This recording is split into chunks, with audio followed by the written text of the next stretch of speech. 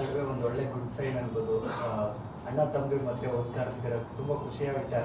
ಈ ಸಿನಿಮಾಗೆ ಏನಾದರೂ ತಮ್ಮನ ಚಿತ್ರಕ್ಕೆ ಅಣ್ಣನ ಸಾಥ್ ಸಿಗ್ಬೋದಾ ಅಂತ ಸರ್? ಅಣ್ಣ ತಮ್ಮ ಬೇರೆ ಆಗಿದ್ರು ಅಂತ ಯಾರು ಹೇಳಿದ್ರು ನಿಮಗೆ? ಈಗ ಒಂದು ಫ್ಯಾಮಿಲಿ ಅಂದಾಗ ಸಣ್ಣ ಪುಟ್ಟ ಮಾತುಗಳು ಬಂದೋಗಿ ಗಂಡ ಹೆಂಡ್ತಿರ ಮಧ್ಯೆ ನಡೆಯುತ್ತೆ, ಅಪ್ಪ ಮಗನ ಮಧ್ಯೆ ನಡೆಯುತ್ತೆ.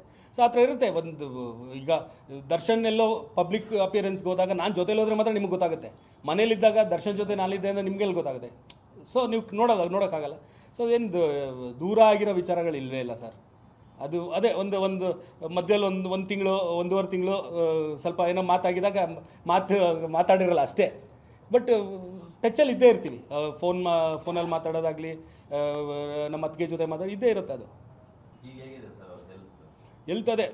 ಬೆನ್ನು ನೋವು ಇದೆ, ಟ್ರೀಟ್ಮೆಂಟ್ ತೊಗೋಬೇಕು ಅಂತ ಹೇಳಿದರೆ. ಆ್ಯಂಡ್ ಮೇನ್ ಉದ್ದೇಶ ಮೈಸೂರಿಗೆ ಹೋಗಿದ್ದೇನು ಅಂದರೆ ಅಜಯ್ ಹೆಗಡೆ ಡಾಕ್ಟ್ರು ದರ್ಶನ್ಗೆ 2 ಕೈದೂ ಆಪ್ರೇಷನ್ ಅವರೇ ಮಾಡಿದ್ದು. ಇದು ಆಕ್ಸಿಡೆಂಟ್ ಆದಾಗ, ಶೂಟಿಂಗ್ ಟೈಮಲ್ಲಿ ಬಿದ್ದಾಗ.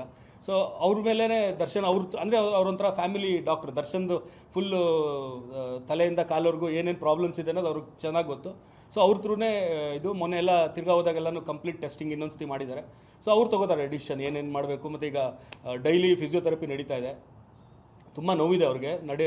ಕಂಪ್ಲೀಟ್ ನಾರ್ಮಲಾಗೆ ನಡೆಯೋ ಥರ ಆಗೋವರೆಗೂ ಟ್ರೀಟ್ಮೆಂಟ್ ನಡಿಬೇಕು.